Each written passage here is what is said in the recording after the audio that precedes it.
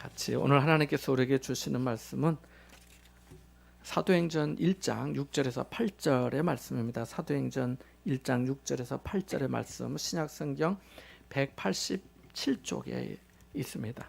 사도행전 1장 6절에서 8절까지 말씀 함께 보겠습니다. 찾으셨으면 같이 봅니다. 그들이 모였을 때 예수께 여쭈어 이르되 주께서 이스라엘 나라를 회복하심이 이때니까 하니 이르시되 때와 시기는 아버지께서 자기의 권한에 두셨으니 너희가 알 바 아니요 오직 성령이 너희에게 임하시면 너희가 권능을 받고 예루살렘과 온 유대와 사마리아와 땅끝까지 이르러 내 증인이 되리라 하시니라. 아멘. 사람은 아는 만큼 성장하고 또 아는 만큼 보인다 이렇게 할 수 있습니다. 제대로 알지 못하면 마땅히 발견하고 또 누려야 할 가치 있는 소중한 것들을 보지 못하게 되는 것이죠. 예술 분야가 그렇고 또 스포츠와 다른 영역에서도 아는 만큼 보게 되고 알게 되고 또 성장하게 됩니다. 그림에 대한 이해도 마찬가지입니다. 여기 혹시 보신 분 계시겠지만 교회 복도에 걸린 그림 중에 렘프란트의 그 돌아온 탕자 이렇게 무릎 꿇고 머리도 벗겨지고 또 옷도 헤어지고 신발도 다 뒷굽이 다 터져서 있는 그런 어떤 그림이 있습니다. 렘브란트의 돌아온 탕자 그림인데요. 아시는 분은 아시겠지만 이 그림에는 무릎을 꿇고 돌아온 탕자를 맞이하는 그 아버지의 모습이 나타나 있습니다. 아들의 옷과 신발이 다 헤어져 있습니다. 옷과 신발이 그의 삶이 얼마나 공고했는지를 잘 보여줍니다. 그러한 아들을 아버지가 두 손으로 감싸며 이렇게 맞이합니다. 그런데 유심히 보면은요, 아버지의 이 두 손을 보면은 두 손이 같은 손이 아니에요. 여러분 손 이렇게 한번 내밀어 보세요. 같아요? 달라요? 같죠. 뭐 크게 다르지는 않잖아요. 그래요. 전문가들에 의하면은 한 손은 아버지 손이고 한 손은 어머니 손이라고 합니다. 그래서 실제로 나가시면서 보면은 본래 이 원본 그림은 되게 그림이 커요. 제가 그 여수중앙교회 부목사로 있을 때 러시아의 단기 선교 팀이 인솔해가지고 갔다가 그 에르미타지 박물관에 갔더니 그림이 한 여기서부터 이만큼 커요. 어마어마하게 커요. 한 벽을 차지할 만큼 커요. 근데 그건 이제 축소해서 얘기한 건데 그 그림을 자세히 보면은 한 손은 좀 투박하고 굵고 커요. 그리고 한 손은 여성 손처럼 가늘고 좀 작아요. 그래서 한 손은 아버지의 손, 한 손은 어머니의 손 이렇게 말하고 있습니다. 그래서 레브란트가 그 아버지의 마음, 어머니의 마음을 담아 묘사했다라고 합니다. 또 복도의 그림 중에 두 손으로 이렇게 얼굴을 가린 채로 의자에 앉아 고개를 숙이고 있는 한 노인의 그림이 있습니다. 사실 노인을 그렸는지 정확히 알 수 없지만은 머리카락이 주변 머리카락만 있고 앞에서 뒤까지 대머리인 것으로 보아서 그렇게 생각이 됩니다. 이 그림의 제목은 영혼의 문턱에서 또 영혼의 문 앞에서라고 하는 제목인데요. 그 빈센트 반 고흐가 1890년에 그린 것으로 알려져 있습니다. 이 고흐가 1890년까지 살다가 세상을 떠났거든요. 그러니까 아마 이 그림이 그가 그 마지막 죽음을 얼마 앞두고 그린 그림으로 그렇게 생각이 됩니다. 근데 그 말씀드린 것처럼 이렇게 고개를 푹 숙이고 의자에 앉아서 이렇게 얼굴은 보이지가 않아요. 이 그림에서 한 사람의 깊은 고뇌와 번민을 엿볼 수가 있습니다. 그래서 저는 이 그림을 볼 때마다 이 고개를 들 수 없는 인간의 어떤 실존과 그 영혼의 문턱에서 자기 갈 길을 알지 못해 고뇌하는 인간, 어느 누구도 도와줄 수 없어서 그저 혼자 의자에 앉아 있는 그 괴로워하는 인생을 생각하게 됩니다. 전문가가 제가 아니어서 뭐 색감이나 뭐 구도나 명암 뭐 이런 점에 대해서는 제가 알지 못합니다. 하지만 여러분이 이 작품에 대해 아시는 게 더 많다면 저보다 더 많이 또 다른 관점에서 작품을 깊이 만날 수 있을 겁니다. 오페라도 그렇습니다. 어떤 분들은 오페라 공연 티켓을 구입해 관람하는 분들도 있는데 저는 오페라에 대한 이해가 없어서 아마 오페라 티켓이 있다 해도 그 작품성이나 작품이 전해주는 감동을 제대로 경험하지 못할 것 같습니다. 차라리 오페라보다는 심청전이나 춘향전 판소리가 더 즐거울 것 같습니다. 제가 신학교 다닐 때 지금은 하나님 품에 가 계신 고 박동진 장로님을 그 판소리 하시는 분의 총학생회에서 축제 때 학교에 초청한 적이 있어요. 신학대학에서 판소리 하는 장로님을 초청한 경우가 거의 드물거든요. 근데 이분이 장로님. 우리가 잘 몰라서 그렇지만 장로님, 교회 장로님이신데 인간문화재 판소리 부분에 인간문화재인 장로님을 초청하였는데 학교 주변의 교회에 알리고 그리고 또 인근의 성도님들과 또 믿지 않는 지역 주민들을 초청했어요. 저희가. 그래서 공연장인 강당으로, 학교 강당이 되게 크거든요. 그래서 강당이 가득 찼어요.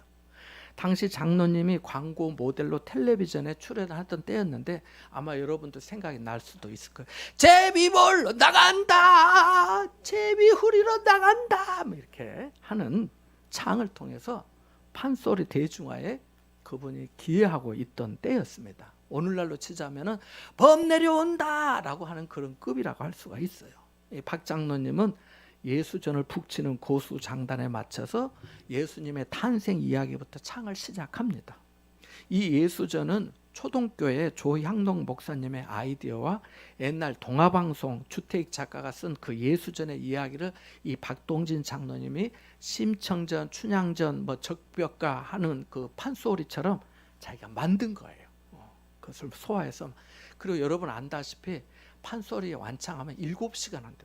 애워서 7시간 합니다. 7시간을 애워서 혼자 다 하는 거예요. 얼마나 힘들겠습니까?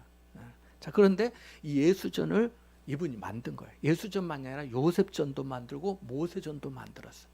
충남 공주에 가면 이 박동진 장로님 소리 그 보존 기념관도 있어요. 그래서 이렇게 하신 거예요. 예전에는 명절에 판소리 공연도 텔레비전에서 한 번씩 했는데 지금 방송이 잘 안 되는 것 같습니다. 판소리를 들어보신 분은 아시겠지만 판소리는 이 듣는 사람, 청중은 경청해야 돼요. 아까 말씀드린 대로 뭐 어떤 특별히 막 왔다 갔다 하면서 개그 같이 이렇게 몸을 막 움직이고 뭐 코미디 하는 게 아니고 다 말로 하는 거예요. 말로 혼자 얘기를 하고 말로 혼자 주고받고 뭐 예를 들면 뭐 춘향전이 이러니까 이도령이 이랬다 하면서 주고받고 혼자 다 하는. 그래서 경청하지 않으면 그냥 넘어가 버려요. 그래서 경청하지 않으면 남들이 다 웃는데 못 웃어요. 못 웃어요. 자기 혼자 안 웃은 거예요. 못 웃는 거죠. 그래서 판소리는 잘 들어야 돼요. 그래야 웃기도 하고 즐겁기도 하고. 근데 그 장로님 초청해서 하는데 세상에 하나님께서 은혜를 주셔가지고 조금 있으니까 저희가 1시간 공연을 했는데요. 조금 한 40분, 30분, 40분 지나니까 어디선가 훌쩍훌쩍하고 눈물을 닦고 하는 분들이 여러 분 계시는 거예요. 저도 큰 감동을 받았어요. 그래서 저도 좀 할 수만 있다면은 그 예수전을 좀 그 흉내 내 가지고 제가 한 5분만이라도 내가 한번 성탄절에도 한번 하면 좋겠어. 북 쳐줄 고수가 필요해요. 1853년 남쪽을 정복하여서 영토를 확장하려던 러시아는 크림 전쟁에서 패한 후에 국제사회에 많은 빚을 지게 되었습니다. 러시아는 재정적인 이 문제를 해결하기 위해서 현금 현찰이 필요했습니다. 게다가 해양 대국이었던 당시 영국이 캐나다에 인접한 알래스카를 언제 무력으로 점령할지 모른다는 우려까지 겹쳐 있었습니다. 그래서 그런 우려도 있고 빚도 갚아야 되고 하는데 돈은 없고 바로 그런 때였습니다. 그래서 당시 재정 러시아의 황제였던 알렉산드로 2세는 그 알래스카를 미국에 팔기로 결정을 합니다. 미국 측의 협상 당사자는 국무장관 윌리엄 슈어드였습니다. 미국과 러시아는 밀고 당기는 협상 끝에 그해 3월 30일 새벽 러시아의 땅 알래스카를 720만 달러에 미국에 매각한다는 계약서에 서명했습니다. 알래스카는 어느 정도 크냐면요. 우리나라 남과 북, 한반도, 남북한 합한 면적 7배예요. 7배. 어마어마하게 큰 땅이에요. 7배. 그래서 그것을 720만 달러에 팔기로 한 거예요. 그 면적을 계산하면요.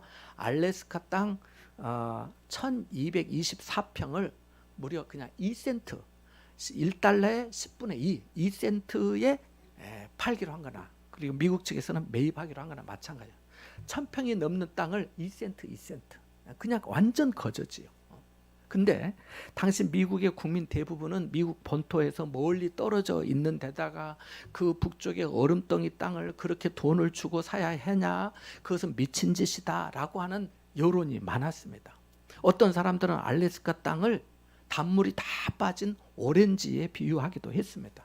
그러나 우여곡절 끝에 의회에서 비준이 이루어지고 마침내 10월 18일 미국인들이 알래스카의 날이라고 부르는 날에 공식 할양식, 그러니까 이양식 단대 넘겨주는 거, 그게 이제 거행되었습니다. 천덕꾸러기 취급을 받았던 알래스카가 화려한 백조로 부활하기까지는 그리 오랜 시간이 걸리지 않았습니다. 개학한 후에 44년 후에 50년도 안 돼서 1897년 알래스카 북서부를 흐르는 유콘강 기슭에서 금광이 발견되기 시작해서 골드러시가 시작이 되었고, 2차 세계대전 이후에는 미국과 소련의 냉전 체제가 시작되면서 이 알래스카는 전략적으로 매우 중요한 요충지가 되어서 거기에 미사일을 배치하게 되었습니다. 1950년대에는 대형 유전이, 석유 말입니다, 유전이 발견되어서 세계에서 미국을 석유 매장량 3위가 되게 했습니다. 어마어마한 거예요. 그러니까 중동에만 석유가 많이 나오는 게 아니고 그 알래스카에서 어마어마한 석유가 나오게 된 것입니다. 오로라를 찾는 관광객과 함께 석탄과 구리, 목재와 천연가스 등 천혜 자원을 지닌 알래스카는 지금도 미국의 보물입니다. 러시아는 왜 이 땅을 헐값에 팔았을까요? 그 가치를 알지 못했기 때문입니다. 무지가 낳은 뼈아픈 실수인 것이지요. 이 시간 저는 하나님 나라에 대해 여러분과 함께 생각해 보고자 합니다. 하나님 나라에 대해 제대로 알려면 하나님을 알아야 합니다. 그리고 하나님을 알려면 하나님의 말씀인 성경을 알아야 합니다. 알려면 배워야 하고, 배우려면 시간을 내야 하고, 시간을 내려면 마음이 있어야 합니다. 그렇잖아요? 그래야 하나님을 배우고 하나님의 나라를 알게 되고 하나님 나라의 백성으로 삶을 살게 됩니다. 학자들에 따르면 신약 성경을 관통하는 주제는 하나님 나라입니다. 마태복음 12장 28절 말씀에 보면 내가 하나님의 성령을 힘입어 귀신을 쫓아내는 것이면 하나님의 나라가 이미 너희에게 임하였느니라고 말씀하였고, 마가복음 1장 15절에서는 예수님이 때가 찼고 하나님의 나라가 가까이 왔으니 회개하고 복음을 믿으라고 말씀하였고, 마가복음 10장 14절에서는 어린 아이들이 내게 오는 것을 용납하고 금하지 말라, 하나님의 나라가 이런 자의 것이다 라고 말씀하였고, 누가복음 9장 27절에는 내가 참으로 너희에게 이르노니 여기 서 있는 사람 중에 죽기 전에 하나님의 나라를 볼 자들도 있느니라고 하셨습니다. 구약 성경에도 하나님의 나라가 명시적으로 등장하지는 않지만 하나님이 다스리신다, 하나님이 통치하신다는 주제를 반복해서 강조하고 있습니다. 자, 그럼 우리가 하나님 나라에 대해 어떤 이해를 가져야 할까요? 우선 하나님 나라는 우리가 보통 생각하는 천국, 천당과는 다른 개념의 나라인 것을 알아야 합니다. 본문 6절 말씀을 한번 읽어보겠습니다. 본문 6절의 말씀 같이 한번 다시 봅니다. 시작. 그들이 모였을 때 예수께 여쭈어 이르되 주께서 이스라엘 나라를 회복하심이 이때니까. 아니, 아멘. 주께서 이스라엘 나라를 회복하심이 이때니까 라고 말한 거예요. 사람들이 한 거예요. 예수님께 물어본 말씀이죠. 여러분, 이렇게 입장을 한번 바꿔서 생각해 보실까요? 만일 여러분이 예수님의 제자들이라고 한번 생각해 봅시다. 여러분이 예수님의 제자예요. 어느 날 예수님의 부름을 받았습니다. 누구 나를 따라오너라 했어요. 그래서 하던 일을 그만두고 예수님을 따랐습니다. 여러분의 민족은 살아있지만 나라를 잃어버린 상태로 로마의 압제 아래 그들에게 세금을 납부하고 그들에게 행정적인 통치를 받으며 살아야 했습니다. 어떤 날에는 아무 잘못도 없는데 로마 군병에게 조롱을 받기도 했습니다. 그렇게 살던 어느 날 갈릴리 나사렛 예수를 만나서 위로를 받게 되었습니다.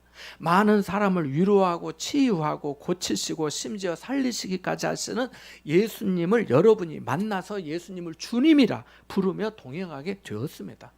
회당장 야이로의 딸이 살아난 것도 보았고 보리떡 5개와 물고기 2마리로 5천 명 이상의 사람이 배부르게 먹는 것도 보았고 어느 날 바다 위로 걸어오시는 예수님을 보기도 했습니다. 예수님이 정말 성경에서 예언자들이 말하는 메시아라는 확신이 들었습니다. 예수님을 제대로 알아보았습니다. 그러던 어느 날 예수님이 이상한 말씀을 한 번씩 하십니다. 이제까지는 그런 말씀이 없으셨는데 어느 날부터 이런 말씀을 하시는 거예요. 인자가 예루살렘에 올라가 장로들과 대제사장들에게 넘겨져 죽임을 당하리라. 그리고 사흘 후에 살아나리라. 이런 말씀을 하시는 거예요. 이 말씀은 그동안 예수님에 대한 기대에 실망을 안겨주는 것 같았습니다. 그리고 그날 유다가 마지막 만찬 자리에서 일어나서 나갔고 밖으로 나가고 나중에 유다가 로마 군병들과 함께 왔을 때 직감했습니다. 아, 정말 예수님에게 무슨 일이 생기는 것인가? 이제까지 한 번도 예수님에 대해 어떤 제재나 방해가 없었던 로마가 이렇게 움직이는 것이 심상치 않다고 생각하게 되었습니다. 그리고 여러분은 두려움에 사로잡혀 도망했고 베드로조차 제사장의 뜰에까지 따라갔지만 결국 그 자리를 피해 도망했다는 소식도 들었습니다. 그렇게 예수님은 불법 부당한 재판을 새벽까지 받고 어떤 이의 제기도 없이 변호해 주는 사람 한 사람 없이 로마 군병의 채찍에 맞고 조롱과 침뱉음을 당하시고 십자가에 달려 죽으시게 되었습니다. 이제 모든 것이 끝났다고 생각했습니다. 어떻게 해야 할지 몰랐지만 한 가지는 분명했습니다. 지금은 시기가 안 좋으니까 집 밖으로 나가지 말고 이 사건이 사람들 사이에서 잠잠해질 때까지 가능한 출입하지 말고 집에 있는 것이 상책이라는 그 생각 말입니다.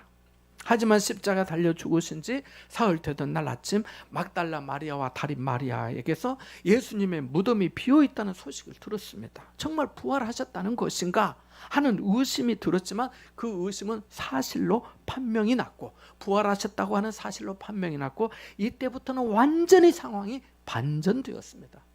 여러분의 슬픔은 기쁨으로 바뀌었고 두려움은 용기로 바뀌었고 실망과 낙심은 희망과 소망으로 바뀌었습니다.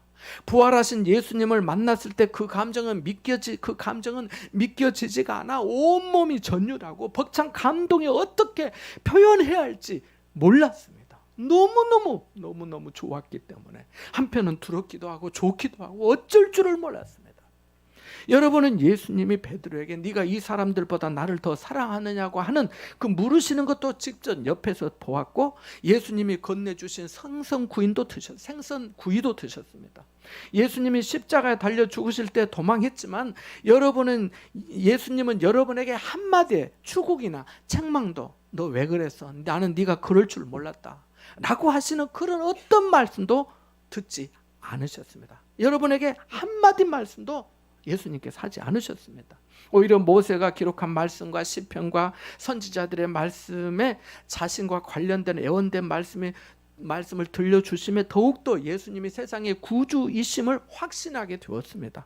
보통 사람이 죽었다가 살아나는 일도 기적 중에 기적이고 놀라운 일인데 보통 분이 아닌 예수님이 그것도 많은 사람이 보는 앞에서 십자가에 달려 죽으시고 손과 발에 못이 박히시고 옆구리가 창에 찔리셨다가 살아나셨으니 이것은 당대에 그리고 인류 역사 이래 듣도 보도 못한 놀라운 사건이 되었습니다. 자, 이런 일을 여러분이 가까이에서 경험했다면 다음으로 기대할 수 있는 일이 무엇일까요? 가능한 여러 가지 꿈을 꿀 수 있을 것입니다. 제가 다음 달에 7월 1일자로 제가 청와대 갑니다. 놀라지도 않으시네. 자, 대통령으로 취임하게 됩니다라고 말씀드리면 얼마나 좋겠습니까? 그래, 맞아요. 대통령 힘들어요. 맞아요. 목사도 힘든데 대통령 얼마나 힘들겠어요. 자, 제가 만일 다음 달 7월 1일자로 대통령에 취임하게 되었다면 만약 아마 어떤 분은 저에 대한 기대를 가질 수 있을 겁니다.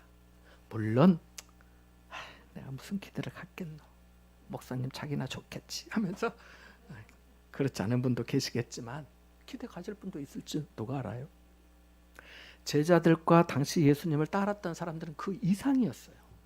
그만큼 자신들의 상황이 절박하였기 때문입니다. 로마의 압제 아래에 있고 대제사장들과 서기관들 또 바리새인들의 교만과 위선에 화가 나 있었기 때문입니다.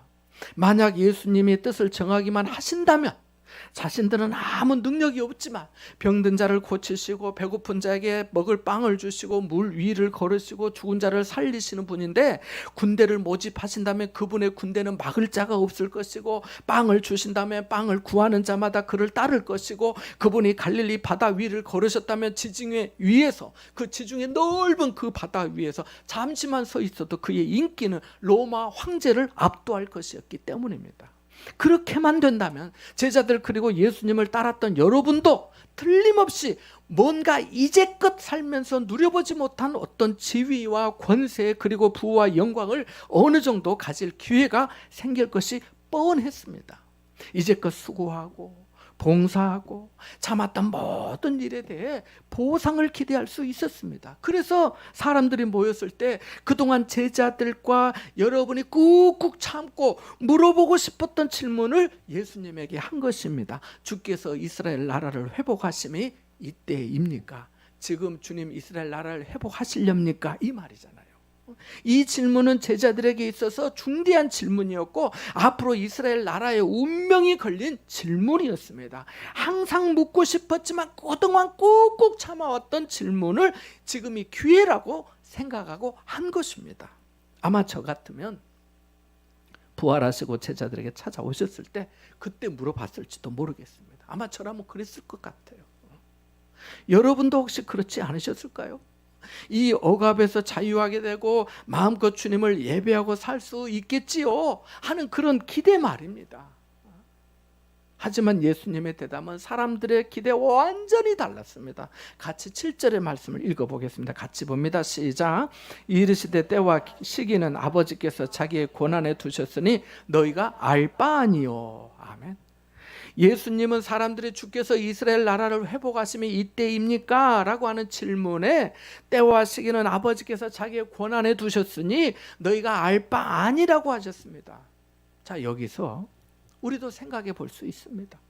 우리도 주님께서 이스라엘 나라를 회복하심이 이때입니까? 라고 물은 사람들처럼 우리도 예수님께서 세우시고 다스리는 나라에 대해 세상적인 기대를 할 수 있더라는 것입니다. 이렇게 되면은 하나님의 나라를 세상에 한정하는 결과를 초래하게 됩니다. 이스라엘 나라를 회복하시면 이때입니까? 하나님 이제 내게 뭐 좀 어떻게 좀 해주실랍니까? 그래서 세상의 삶이 너무 힘들면 이 땅의 생활이 지옥처럼 느껴지고, 반대로 뭔가 잘 되고 돈이 되고 번영과 성공의 빛이 보이면 여기가 천국인 것처럼 하나님 나라인 것처럼 이해하게 될 수 있다는 거예요. 하나님 나라는 내 바람대로 되는 것이 아니라 하나님이 통치하시는 영역, 하나님의 통치가 선포되고 성취되는 모든 곳이 하나님의 나라인 줄 믿으시기 바랍니다. 서울 종로구에 가면은요, 미국 대사관에 있어요. 뭐가 있다고요? 미국 대사관에 있어요. 미국 대사관 말고 다른 대사관도 있는데 미국 대사관에 있어요. 미국에 짧은 여행을 할 때는 뭐 가서 인터뷰 안 해도 되지만은 취업이나 특별한 목적으로 미국에 가려는 사람은 여기 가서 반드시 인터뷰를 해야 합니다.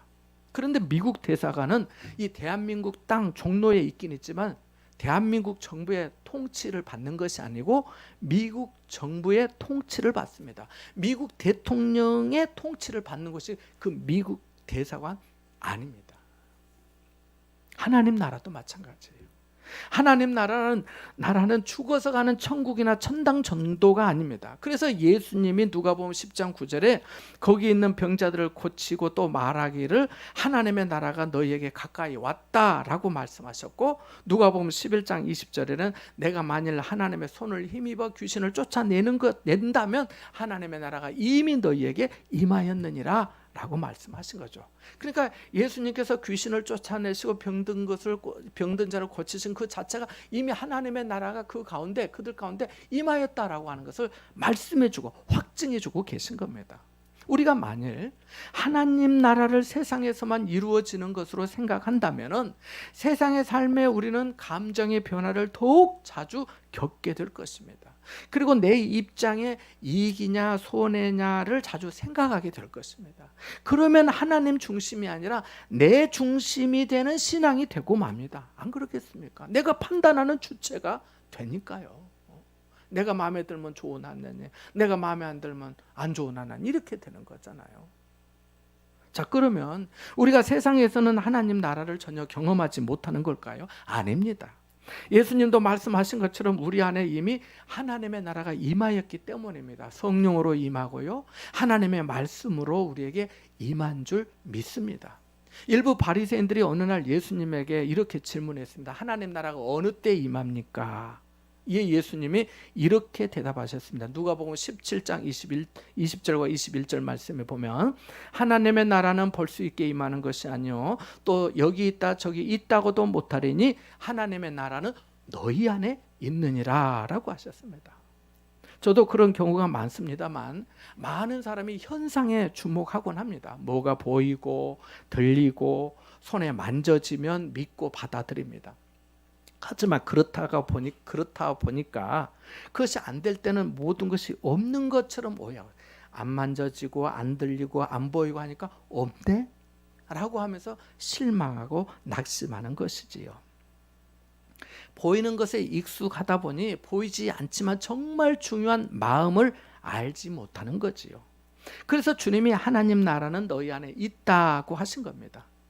여러분의 마음에 여러분이 서로 사랑하는 관계에 서로 섬기는 관계에 주님을 진심으로 믿고 바라고 인내하면서 지키는 신앙에 예수 그리스도를 위해 기꺼이 자기 십자가를 지고 주님을 따르는데 있다는 것입니다. 하나님의 나라가요. 마지막으로 하나님의 나라를 올바르게 이해하면은 우리 삶은 어떻게 달라질 수 있을까요? 무엇보다 현재를 새로운 관점으로 살게 됩니다. 본문 7절에 예수님은 이렇게 말씀하셨습니다. 때와 시기는 아버지께서 자기의 권한에 두셨으니 너희가 알 바 아니다 라고 말씀하시면 다른 걸 알아야 됐다는 것이죠. 대신 새로운 말씀을 소망과 비전으로 주시는데요. 8절의 말씀입니다. 한 번 더 읽어보겠습니다. 8절입니다. 시작. 오직 성령이 너희에게 임하시면 너희가 권능을 받고 예루살렘과 온 유대와 사마리아와 땅끝까지 이르러 내 증인이 되리라 하시니라. 아멘. 사람들은 이스라엘 나라의 회복을 기다리고 물었지만은 예수님은 성령이 너희에게 임하게 될 것이라고 말씀하셨습니다. 사람들은 세상을 생각하였지만 예수님은 성령의 권능을 말씀하셨습니다. 사람들은 세상의 정치와 경제를 생각하였지만 예수님은 성령의 권능을 받은 사람들이 예수님의 증인이 될 것을 말씀하셨습니다. 사람들은 현재 이스라엘을 생각하였지만 예수님은 이스라엘의 수도 예루살렘을 초월하고 땅끝까지를 말씀하셨습니다. 사람들의 생각보다 훨씬 더 큰 하나님의 나라의 확장을 말씀하신 것입니다. 사람들은 영원하지 못할 것을 얘기했지만 예수님은 영원할 것을 말씀했습니다. 사람들은 죽고 허물어지고 없어질 것들을 관심 갖고 물었지만 예수님은 생명과 구원에 대해서 말씀하신 것입니다. 신앙은 이전과 다른 가치를 갖는 것입니다. 믿음은 이전의 다른 삶의 방식을 이전과는 다른 삶의 방식을 따르기로 결정하는 것입니다. 내가 이제 예수 믿었으니까 예수 믿기로 했으니까 예수 믿는 사람답게 살아봐야지 하는 거잖아요. 성령의 소욕은 육체의 소욕을 거슬러 하나님이 기뻐하시는 뜻을 살도록 동기를 부여해주고 그럴 수 있는 실제적인 능력을 부어주십니다. 본문에서 사람들의 질문은 마치 우리 질문과도 같습니다. 내가 현재 직면한 문제 해결을 받기 원하는 우리 모습과 흡사합니다. 하지만 우리를 향하신 주님의 생각은 다르십니다. 우리가 더 크게, 더 멀리, 더 넓게 보기를 원하십니다. 예루살렘이라는 작은 방에 웅크려 있으려 하지 말고 사마리아와 땅끝까지 이르러 주님의 증인 되기를 원하십니다. 이것이 새로운 관점으로 현재를 사는 방식입니다. 하나님의 나라가 내 안에서 이루어지고 있는 실제적인 모습이에요. 매일 우리는 새로운 도전에 직면합니다. 하나님의 백성으로 어떻게 살아야 할지 고민하기 때문입니다. 일찍이 호세아 선지자는 우리가 여호와를 알자, 힘써 여호와를 알자라고 했습니다. 찬송가 453장 가사는 이렇게 노래합니다. 예수 더 알기 원하네. 크고도 넓은 은혜와 대속해 주신 사랑을 간절히 알기 원하네. 내 평생의 소원, 내 평생의 소원, 대속해 주신 사랑을 간절히 알기 원하네. 하나님 나라를 알고자 한다면 하나님을 알아야 하고, 하나님을 알고자 한다면 예수님을 알아야 하고, 예수님을 알고자 한다면 성경을 보아야 합니다. 사랑하는 여러분, 삶이 여러분을 속이는 것 같을지라도 하나님의 말씀을 놓지 마시기 바랍니다. 저도 힘이 빠질 때가 있지만은 그럴 때마다 십자가의 사랑을 생각하게 됩니다. 십자가의 사랑을 멀리 떠나고 돌같이 굳어진 마음을 어루만져 주시기를 기도합니다. 십자가만이 나의 위로가 되고 내 능력이 되기 때문입니다. 우리에게 어떤 문제가 있다 하더라도 그것들은 모두 하나님의 손안에 있는 줄 믿습니다. 문제가 어떻게 풀리게 될지, 아니 기도를 하고 있는데 그 마치 그 회당장 야이로가 자기 딸이 죽게 되어서 예수님한테 고쳐달라고 가는데 이제 모시고 돌아오는 길에 사람들이 그렇게 많아서 시간이 지체되고, 그러니까 기도하는데 문제가 더 복잡해지는 거예요. 기도가 되면 뭐 길이 좀 열리는 것 같고 빛이 비치는 것 같고 더 좋아져야 되는데 오히려 더 가시가 또 가시 덤불이 있는 것 같고 장애물이 또 생기는 것 같고 생각지 못했던 사람들 다 애워싸면서 발길이 더뎌지면서 나중에 들으니까 딸이 죽어버렸다고 하네요. 그러니까 예수님 더 귀찮게 하지 마세요 라고까지 말하는, 소망이 완전히 무너져 버린 거예요. 이런 일들도 있더라는 거예요. 그럼에도 불구하고 염려하지 말라고, 죽은 것이 아니라 잔다라고 하면서 그 딸을 주님이 살려주셨잖아요. 우리의 삶에는 이렇게 길이 있는데 이 길들이 항상 이렇게 빛이 비치는 것처럼 열리는 것만이 아니라 어떤 때는 더 이렇게 내가 더 작아지고 더 힘들어지고 어려워지는 것처럼 느껴질 때도 있더라는 거예요. 저도 마찬가지예요. 그래도 지나온 것을 가만히 생각해 보면요, 야, 그때도 그렇게 힘들었는데 어떻게 여기까지 왔지? 나 그때 너무 어려웠는데 생각해 보니까 하나님이 나 도와주셨구나. 하나님이 그때 이렇게 이 말씀 듣게 해주셨구나. 하나님께서 이 사람 통해서 내게 위로해 주시고 견디도록 도와주셨구나. 하나님께서 또 이런 부분을 이렇게 또 채워주셨구나. 이런 일들이 있었잖아요. 우리가 다 노력해서 된 거 아닌 일이 얼마나 많습니까? 여러분, 문제가 어떻게 풀릴지 아니면 더 복잡하고 힘들게 될지 알 수 없지만 그럼에도 불구하고 우리를 향하신 하나님의 사랑은 신실하신 줄 믿습니다. 예수 그리스도 안에 있는 하나님의 사랑에서 어떤 것도 끊을 수 없을 줄 믿습니다. 우리는 그래서 선교를 준비하고 지역사회 속으로 들어가고 겸손히 서로 사랑하는 일을 계속할 것입니다. 이것이 우리가 하나님 나라를 사는 방식이기 때문입니다. 이와 같은 은혜가 여러분과 함께 하시기를 축원합니다.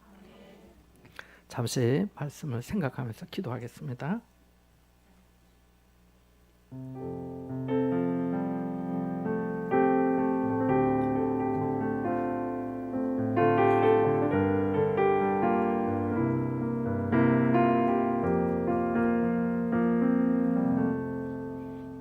하나님 아버지, 저희가 하나님 나라 백성답게 온전한 삶을 새롭게 살아낼 수 있도록 도와주시옵소서. 하나님의 통치와 다스림에 순종하며 겸손히 주님과 동행하는 삶이 되게 하여 주옵소서. 여러 가지로 연약한 중에 있는 성도들을 위로하여 주시고 성령께서 새 힘과 능력을, 성령의 권능을 허락하여 주시옵소서. 그래서 주님의 증인된 삶을 살아내게 하여 주옵소서. 예수님의 이름으로 기도합나이다. 아멘.